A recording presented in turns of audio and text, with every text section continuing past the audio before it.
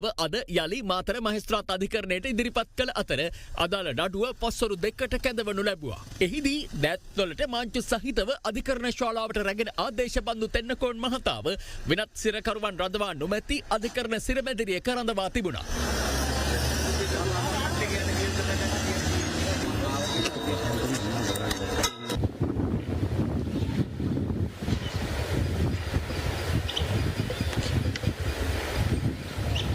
අනතුරුව මාතර මහේස්ත්‍රාත් අරුණ බුද්ධදාස මහතා පිටු 12කින් සමන්විත අප නියෝගය ප්‍රකාශයට පත් කළා. මෙම සැකකරුට එරෙහිව විමර්ශනයට විෂය වී ඇති චෝදනා වන්නේ මාතර W15 හෝටලයට ගිනි අවියකින් වෙඩි තබා අනර්ථයක් සිදු කිරීම සඳහා පොලිස් දෙපාර්තමේන්තුවේ ප්‍රධානියා ලෙස පොලිස් නිලධාරීන් 8 දෙනෙක් නීති විරෝධී රැස්වීමක සමාජිකයින් ලෙස යොදා ගැනීමෙන් දණ්ඩ නීති සංග්‍රහයට අනුව වරදක් සිදු කිරීම රාජකාරී කටයුත්තක් නොවන පෞද්ගලික අභිමතාර්ථයක් ලෙස සාපරාධී බියගැන්වීම සඳහා පොලිස් නිලධාරීන් පිරිසක් සමග කුමන්ත්‍රණය කිරීම සහ බොරු සාක්ෂි ගැතීම ඇතුළු චෝදනා 9ක්. මෙම නඩුකරයට අදාළව තීරණාත්මක විමර්ශන ක්‍රියාවලියක් ඉදිරියේදී සිදු කිරීමට නියමිත බැවින්ද සැකකරු අධිකරණ නියෝගය පැහැර හැරීම තුළ විමර්ශන පියවර සම්පූර්ණ කිරීමට පැමිණිල්ලට හැකියාව ලැබී නොමැති බැවින්ද සැකකරු සම්බන්ධයෙන් සිදු කරන ලද අප ඇයදීම ප්‍රතික්ෂේප කරනවා. ඒ අනුව සැකකරු අප්‍රේල් 3 වනදා දක්වා ආරක්ෂිත බන්ධනාගාර ගත කිරීමට නියෝග කරනවා. අප ඇයදුම සම්බන්ධයෙන් වූ නියෝගය ප්‍රකාශයට පත් කිරීම අවසානයේ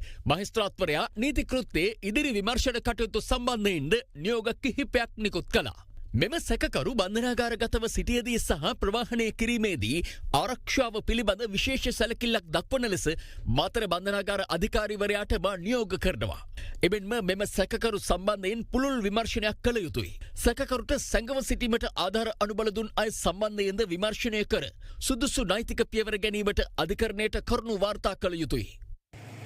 මහිස්ත්‍රාත්වරයාගේ එම නියෝග ලබාදීම අවසානයේ පැමිණිල්ල වෙනුවෙන් අතිරේක සොලිසිටර් ජෙනරාල් දිලීප පීරිස් මහතාද අධිකරණයෙන් නියෝග කිහිපයක් ඉල්ලා සිටියා.